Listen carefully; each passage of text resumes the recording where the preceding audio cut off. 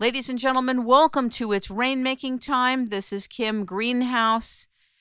I've been thinking about the earthquakes hitting Japan and the emergencies with the tsunamis and the Japanese nuclear crisis. I've been thinking about the suffering of the Japanese people and the concern of people around the world, to what extent this whole thing is going to escalate. And I've refrained from doing any type of programming about the event. I've wanted to take 5-6 days and contemplate how I could be useful and to communicate about it. And I kept getting guidance to call in professional remote viewer Lyn Buchanan.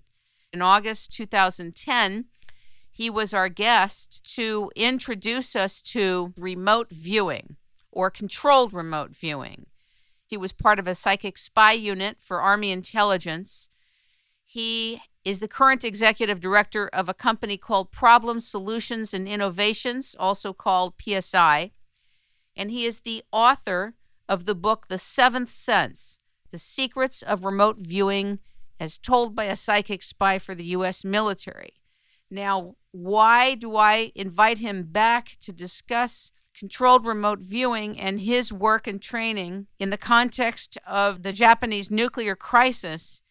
Is because remote viewing is a very direct, time-sensitive, and accurate way to go in and examine and to facilitate and bring forth the solutions to something that is taking a very long time to sort in Japan.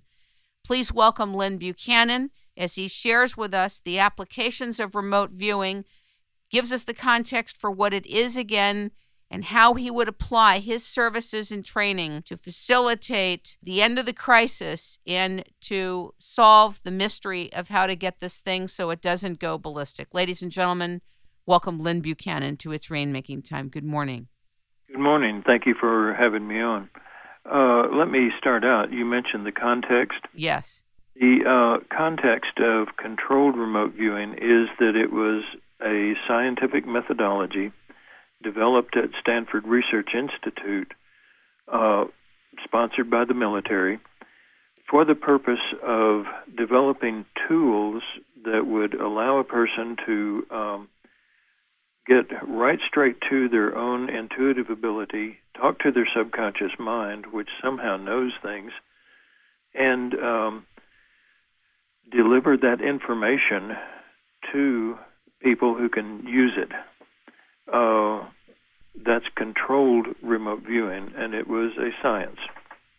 Remote viewing, as a term, started when controlled remote viewing became declassified, and all of a sudden everybody started calling themselves remote viewers, and we had crystal ball remote viewers and palm remote viewers and so forth. And so the controlled remote viewing is the science that was developed.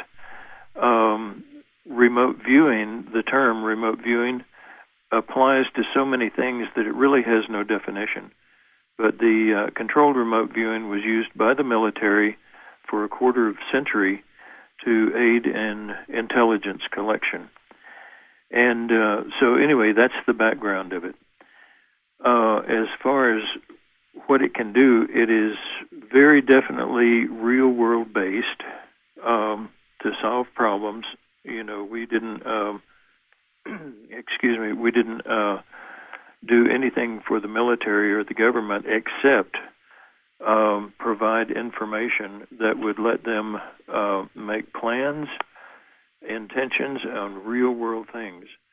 There was no spiritualism involved. There was no healing as such, although that was something that they always wanted to look into, you know, for hopefully healing troops that were damaged in battle and all.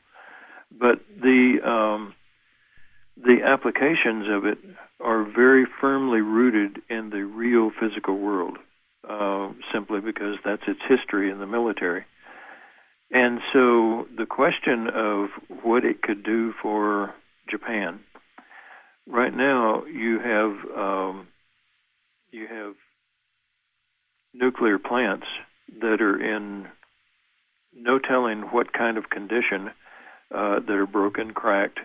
The radiation is a potential hazard, although I don't think it's the hazard that Chernobyl certainly was.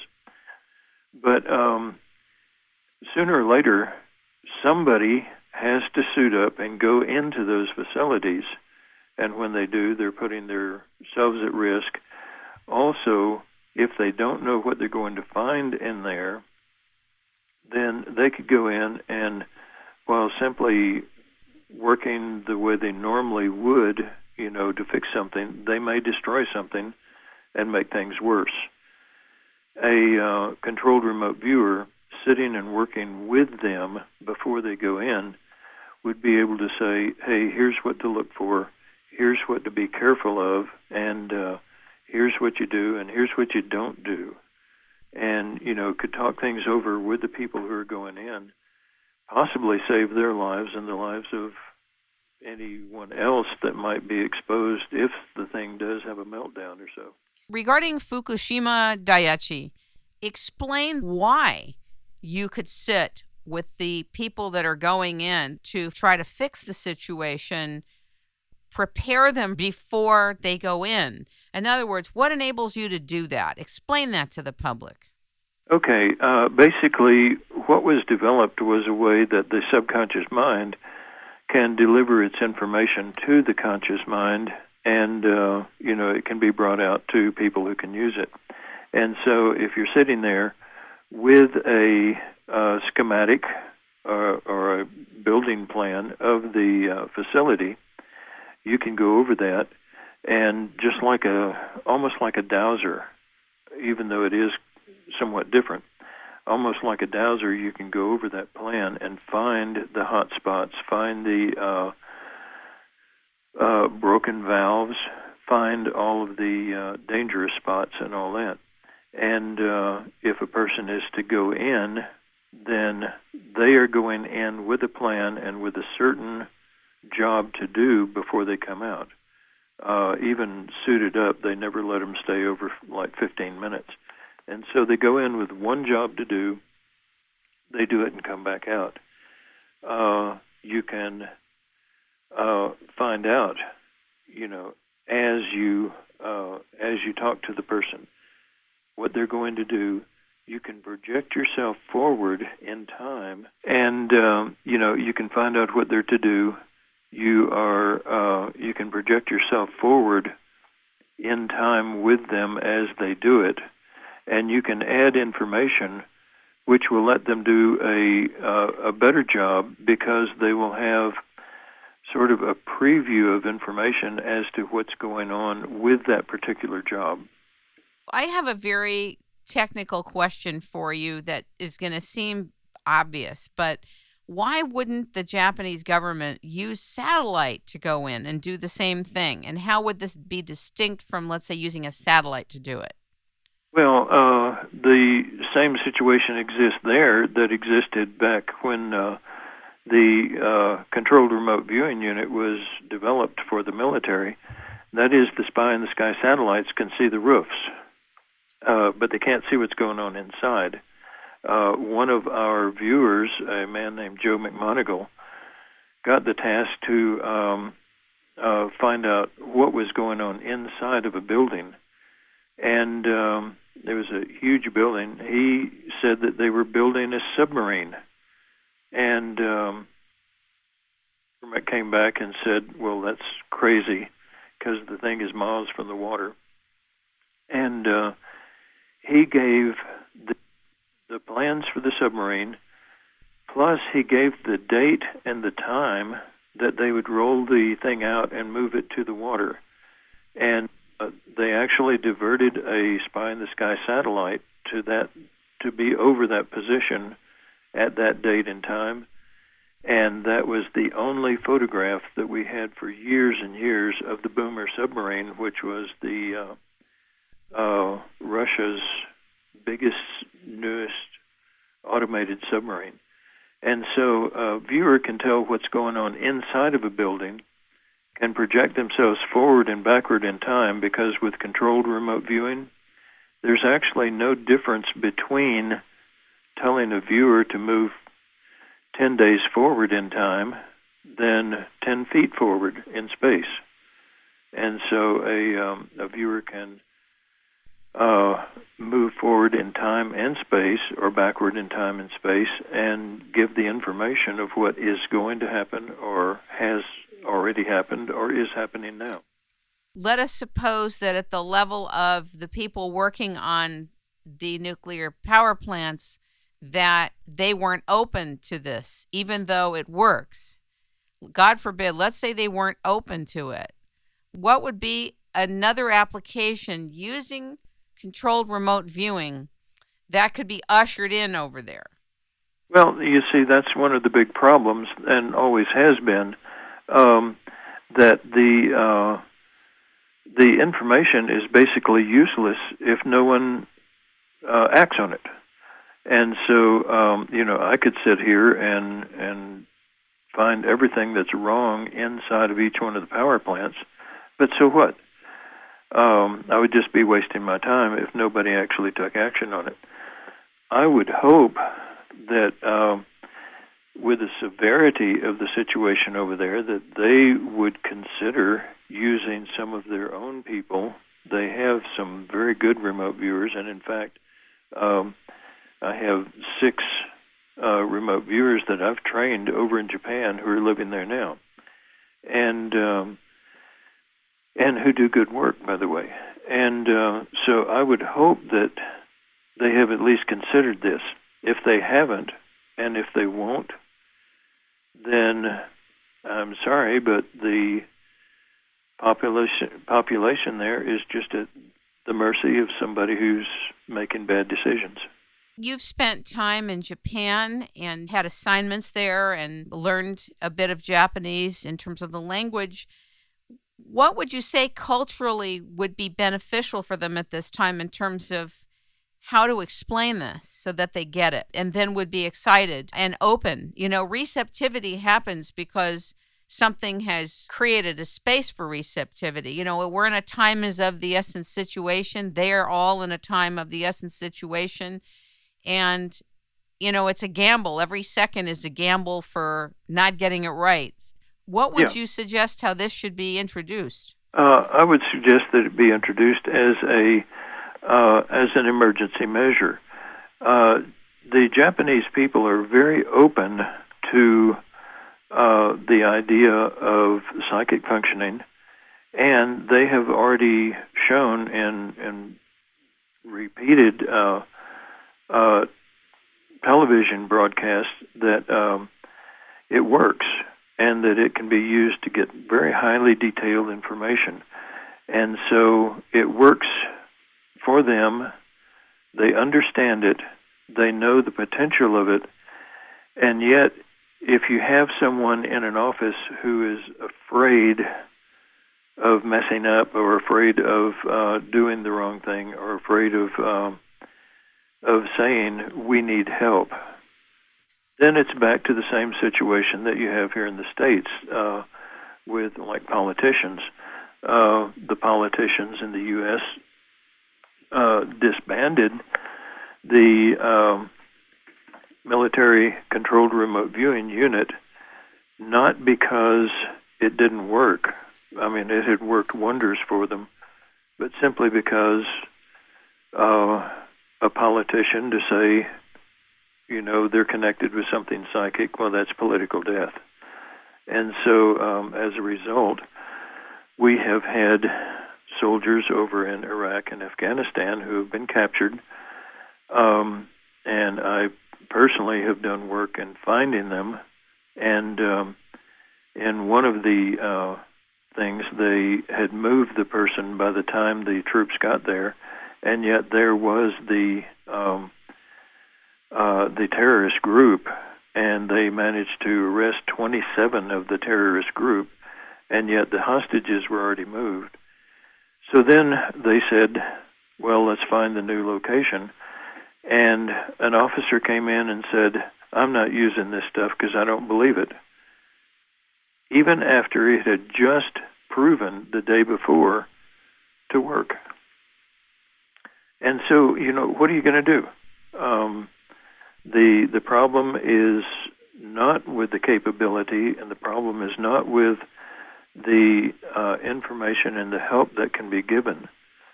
The problem is with decision makers.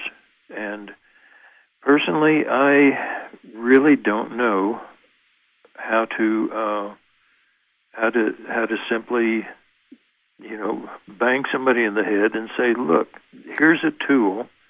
You have people who are capable of using this tool, who are trained. Use them.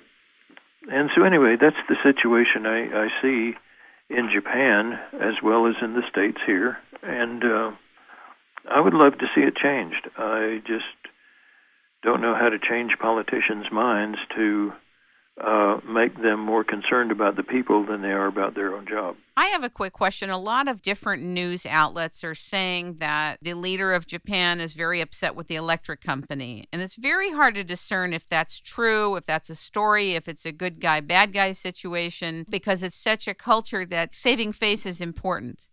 So it's hard to know what's the reality. I really have to just take it with a grain of salt. But wouldn't it be useful to find out who truly is pulling the trigger, so to speak, or who has the decision-making prowess on this? Wouldn't that be one of the important things to first get to? That's one thing. The second thing is translators, people opening up doors to get this information across. But the other thing is that, it's a breakthrough time because our notion of time and space, in order to accept this, people in a decision-making capacity at the highest levels are being forced to be more receptive. The thing is, though, if they are going to accept, let's say, help from the United States to send yet more people in to these nuclear plants, do you think we have that much better expertise than they do? I mean, in terms of the traditional method of trying to, quote, fix it? Yeah. I kind of wonder about that. The Japanese nuclear program has been sort of a leader in the world, and I know many of their reactors are old and, way past the time when they should have been changed out. But as far as their expertise in dealing with the radiation and all, they're pretty well up on it. What the Japanese people need right now is humanitarian help more than the nuclear expertise. Nuclear expertise certainly wouldn't hurt, but what they have now is people in the streets who have no homes. Their home was washed away. There's no transportation, and so food is not being delivered to the stores or to the people. There are people who are out there, with bad water, and like in some third world country. And so, as far as the help that the U.S. could give, I don't think it would be in the realm of the nuclear expertise as much as humanitarian help. And do you think that the Japanese government will allow humanitarian help to come in, like flying into Tokyo? But the thing is, there's so much destruction with roads and transportation. We really need information on how to usher it in. Yeah, well, we need helicopters, and, we have helicopters. We have lots of helicopters that could be helping.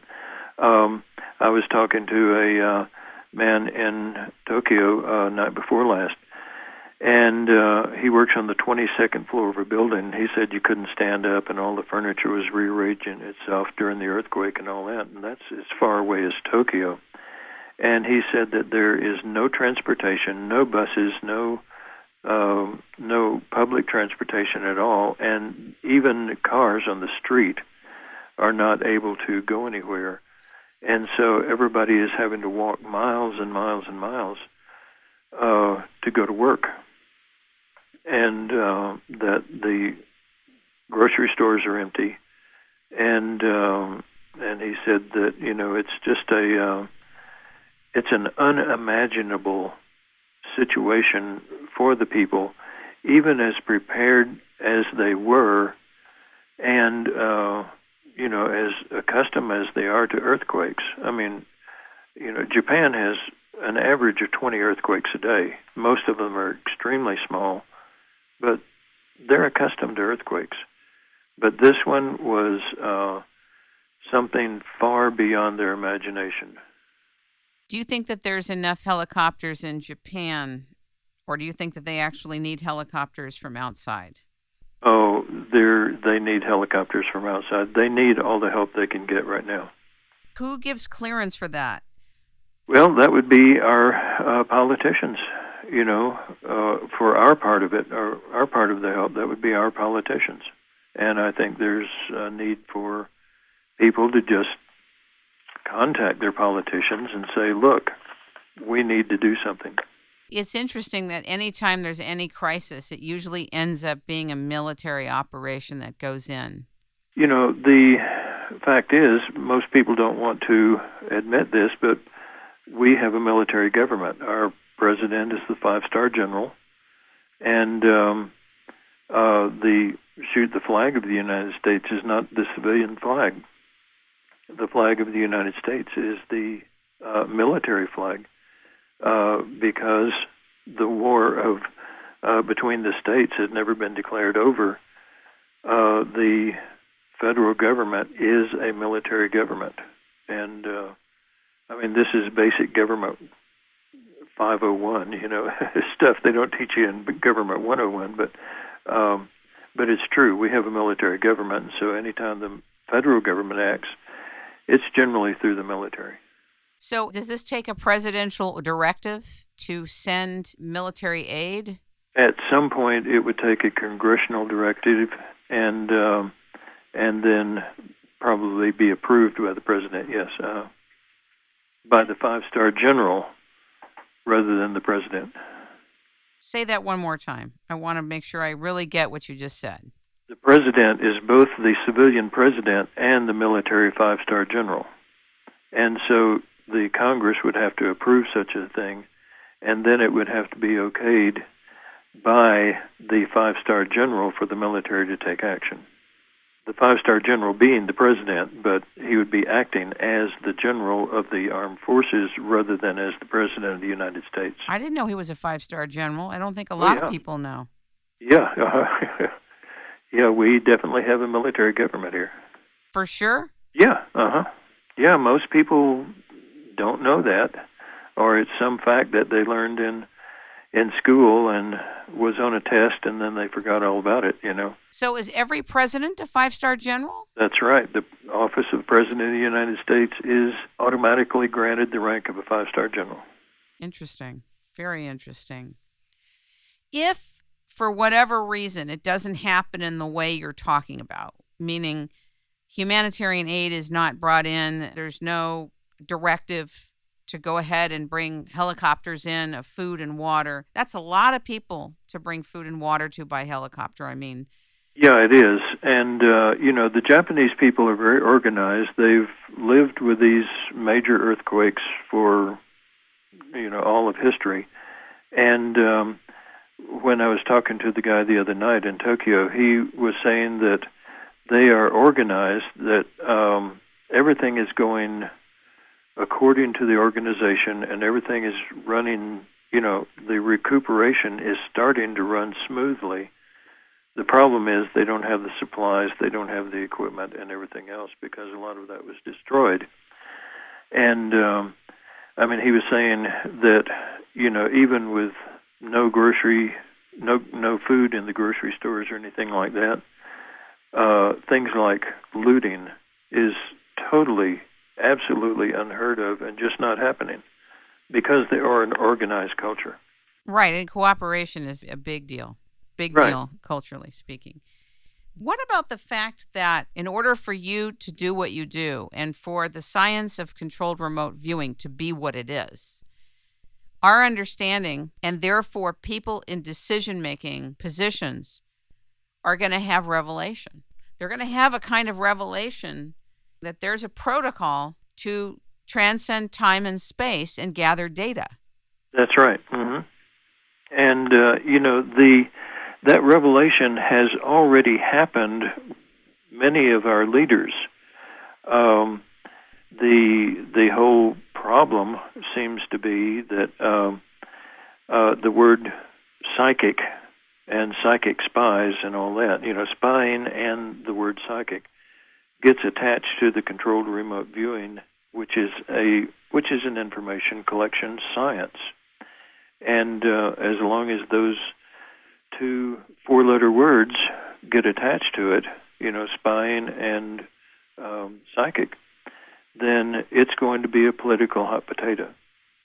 Got it. I've often thought that we should come up with some new name and just secretly not relate to remote viewing or controlled remote viewing or psychic spying or something, and then we might be acceptable and start being used. But at some point, the tool is far too valuable. The government and the leaders of our nation are going to have to say, hey, it's dumb not to use this. People ask me sometimes, is the government still using the remote viewing? And I always respond that they would be stupid not to. But then that raises the question as to whether or not our government ever does anything stupid. So, I'm afraid the answer is that it does. And at some point, the government and our leaders are going to have to say, hey, it's stupid not to use this tool because it's a valuable one. But as far as the Japanese crisis right now, it's kind of painful to me to know that I have the tools and I have the ability to be of help to so many people, and to sit here and nobody seems to call to ask for the help. Kim Greenhouse called you. Oh yeah, I am very. I know that you're sitting there. It's kind of like a bow and arrow or a surgeon. You can actually help with relief. I really think that remote viewing can help with relief. Let's talk about that application, can we? Okay, there are logistics involved in simply getting food to different places and getting people out of situations where they have no help, and getting not only help to the people, but also people to where there is help. And there are a lot of logistics involved. Controlled remote viewing was designed to help with logistics of the plans and intentions of leaders, the actions of leaders, how to predict very accurately what will happen if a certain plan is followed. And so, the controlled remote viewing would be of tremendous help in just working the logistics of relief. I was going to say, because there's so much damage, it's not like there's a map already ready for everybody to know what roads can be used, where you can walk, where you can drive a bike, where food is going to be, where water is going to be. It's like it's all spread out and sporadic, and I don't think it's confirmed. That's where I thought it could be really helpful. Yeah, the town we lived in that we really, really loved was Misawa, which is up in the north part of Japan. And from what I've been able to find out, it was just, a major part of the town was just demolished. And there are smaller towns around nearer the coast that they're just not there anymore. And, many of the people wanted to go to higher ground, especially those along the coast. And because earthquakes had been the way they had before, their thinking was that higher ground would be the second floor of their house. Well, of course, then the whole house was swept away, and just, as you see the films on the news of all those houses being swept away, what you have to realize is that in almost every one of those houses, there are people there, and that in most of those where the houses were just swept away and tumbled over into the water, those people are gone. It's really shocking to watch. It's so shocking to watch what happened. I'm sure that people are still in a state of shock, total shock, the ones that are living. Oh, yes. Uh-huh. absolutely. And here's another kind of humanitarian aid that we could give is simply comfort and psychological help, psychiatric help even, to help them get through this time of grieving and, not loss, crisis alone, but also the grieving. Could you, in remote viewing, go in and let's say you have a map in front of you and be tasked to gather data? What will be the best gathering place in the next week to 2 weeks for people of Japan to stay safe? There may be a couple places in Japan that maybe more people should be evacuated to until the nuclear situation is very clear, or at least clearly communicated and honestly communicated to the rest of the population. Wouldn't that be useful? Yeah, that kind of work for controlled remote viewer is just basic remote viewing. I mean, that's a piece of cake.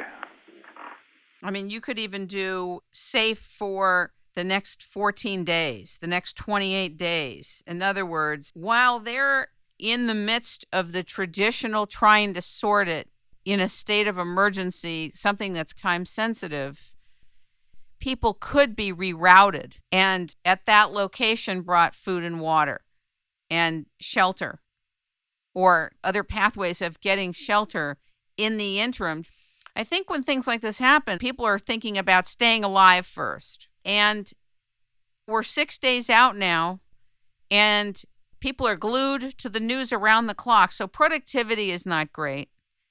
And a lot of people feel that they're not getting the correct transmission of information in terms of what the radiation levels really are and how they're changing, good or bad. Right, and the Japanese government has put a blackout on that information so that the Japanese people are left wondering. And it's a situation right now to where no news is even scarier than bad news. And so right now the Japanese government has basically put out a blackout on all of the radiation information to the Japanese people. Could Russia help bring ships in or temporarily house people or bring people over, or any of the other countries nearby? Yeah, China, Mongolia, Russia, they can all be of help in that way. Let's suppose that you were the Emperor of Japan this moment. With your abilities and insight, what would you do? Basically, when you get hurt, you go to somebody who can heal. Right. And if I were the Emperor of Japan, I would start asking for some help, some healing. The pride of being self-sufficient and all that is a great thing to have. But when a crisis comes, and it's a crisis of this measure, this magnitude, it doesn't hurt to, just put out a call for help and then to accept it. You would go into a controlled remote viewing session as well to see what are the most urgent tasks. How would it look like in terms of the protocol?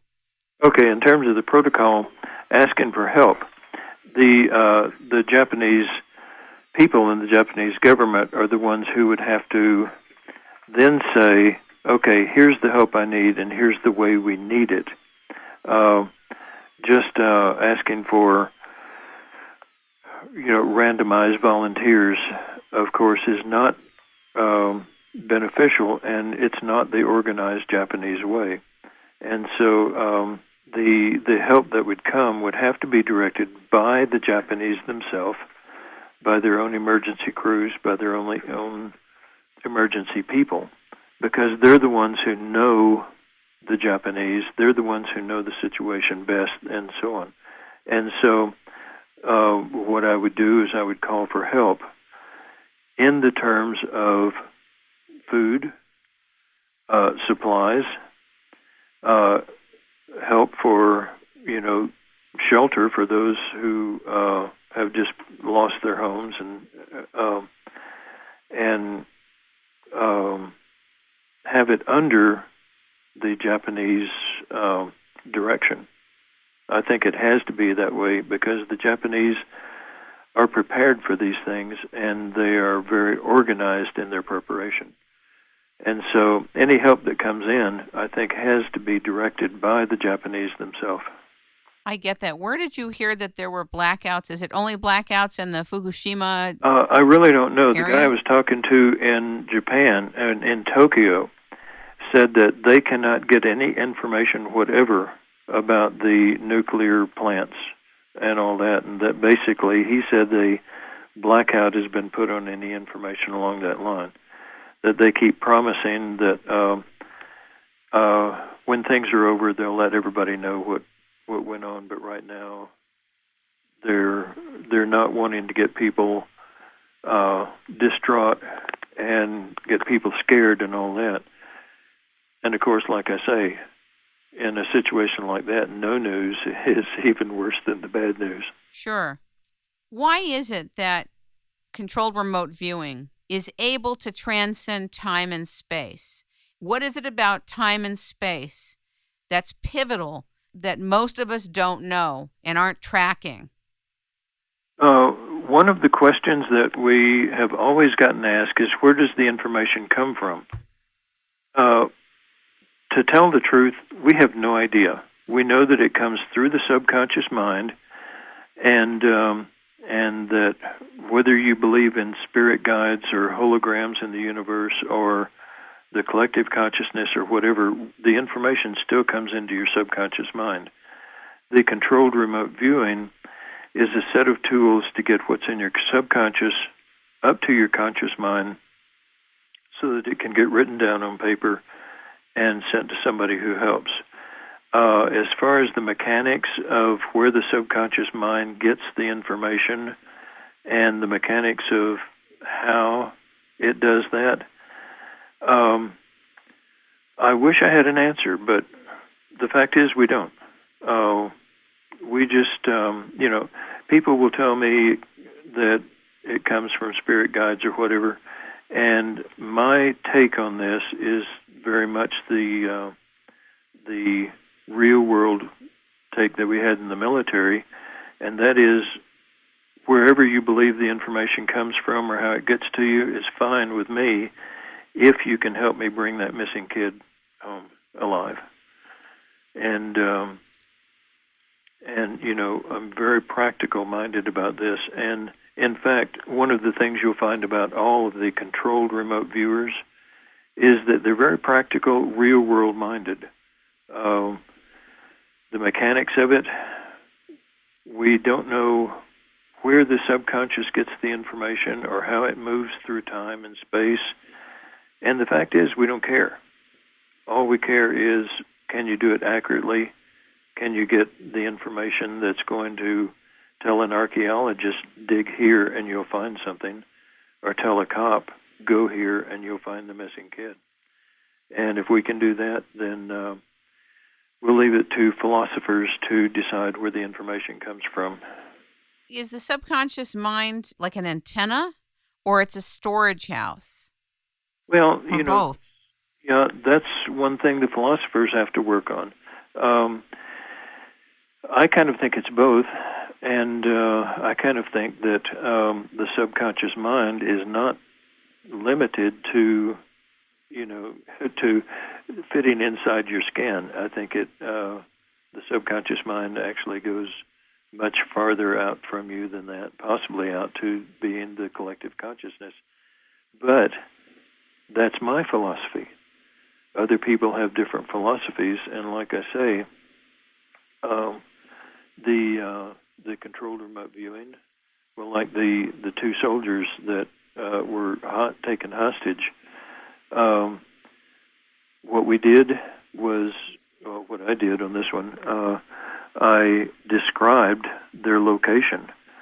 That information was sent over to their military unit, and once they saw the sketches, once they saw the description of the location, they said, "Oh, we know exactly where that is."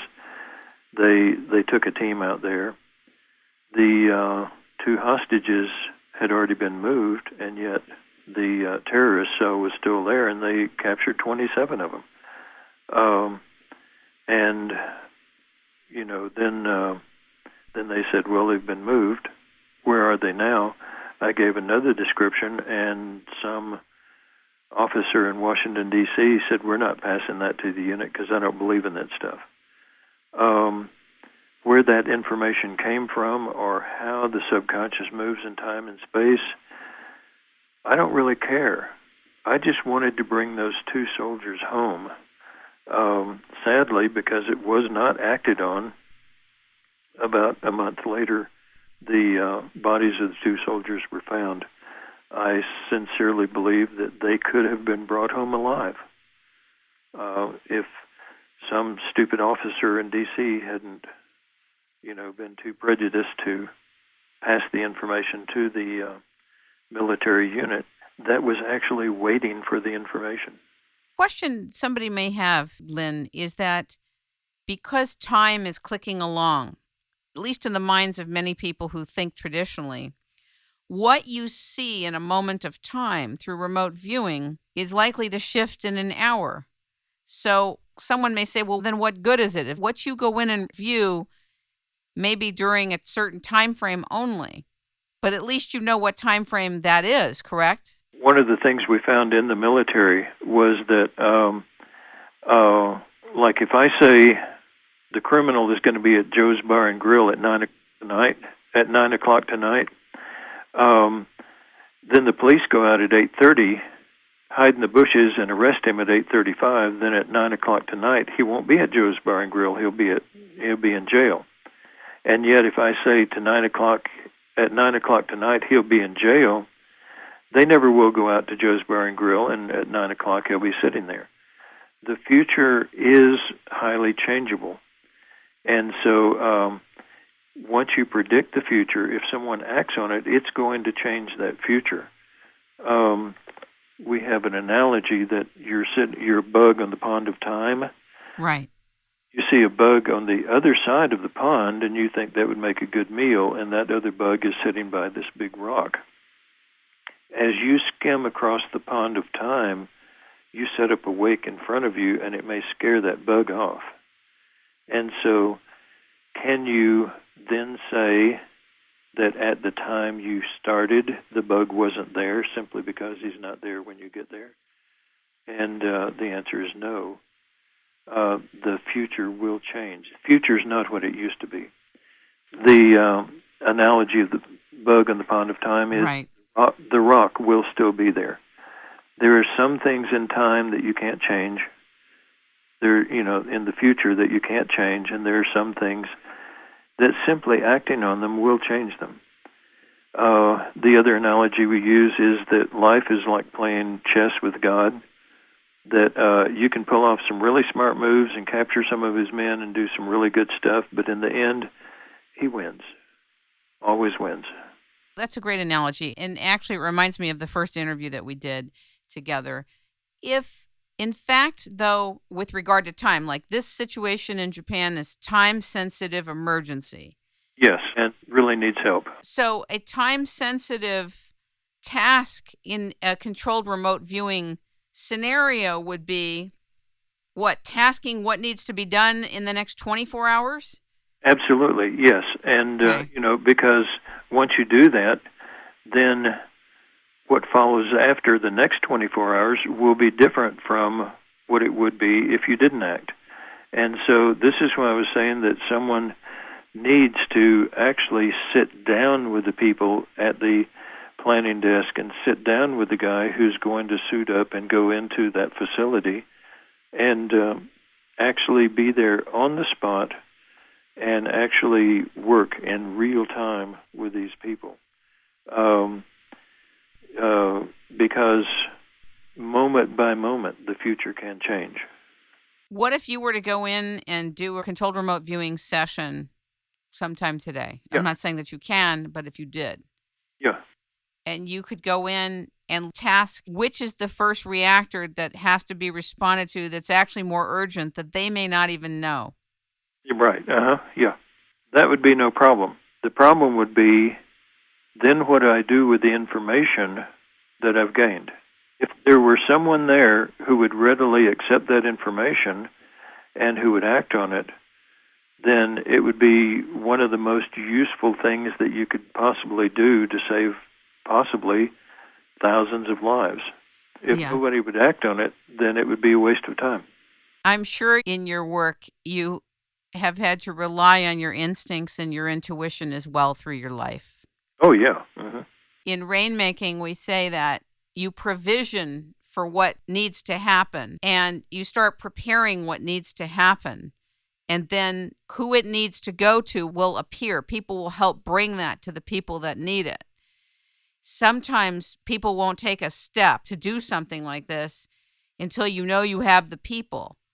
So in a time-sensitive emergency scenario, for example, I would take a leap of faith, and I would start with some elements of this, if you could, and prepare the information on a time-sensitive level and allow the people that are willing to start doing the footwork to get it to the people who need to hear it, to usher that in. Question is, who are those people and how do I contact those people, or how do they contact me? They're going to hear by the segment that I've just agreed to be one of those people to begin working on this. This is a communications task. This is a whole systems task just to do it. It's going to take whoever it's going to take, but it's a whole other body of work than what you may be called to do. Yeah. The tsunami and the earthquake was Friday. I think it was Saturday where the nuclear began to stop working. So Saturday, Sunday, Monday, Tuesday, we're now Wednesday. So that's 5 days. 5 days it's been rolling, and we're no closer to fixing it that we know of. They're not giving any inkling that this is easily and quickly being able to be fixed. I don't sense that kind of confidence at all. So it seems like maybe there's some tasks that can be done on your end, and then others of us will begin shepherding this. This is going to take a team of people to be working on different elements of this. Right. But I think that the severity of it, if it all melts down, what are we looking at? Well, what we're looking at is the potential to help and trying to get that potential into actual help. Right. Like I can do the remote viewing on what's going to happen an hour from now, but I can't get it to anyone until they listen. And so the job that you could do and that your listeners could do is get somebody to listen. And, it's, I hate to use a term that's already been in use, but it's time to make some rain here. Indeed. It's a worthy call, and it's a noble call. It's really a mandate because this is going to impact people in many countries of the world. This radiation can last thousands of years. And I don't know the potential of 6 reactors melting down or even 2 reactors melting down, but I have a feeling it's beyond our imagination. Oh, yeah. If that happens, first of all, the winds that are going to carry things are going to carry them across Russia and across the northern Americas. And so, at this point, people are sitting at home saying, those poor Japanese, somebody ought to do something. And that somebody is never them. But they're not realizing that if this meltdown happens, hey, your kids are in danger. You're in danger. And it's, like I say, it's time to make some rain. It's time to get up off the derriere and actually do something. It's a pleasure and an honor to talk with you. And I really appreciate your time. It's rainmaking time. Let's begin. Good. And include provisioning, even though we don't have answers on who the final people are, what's going to happen. Go ahead and do what's within our call to do.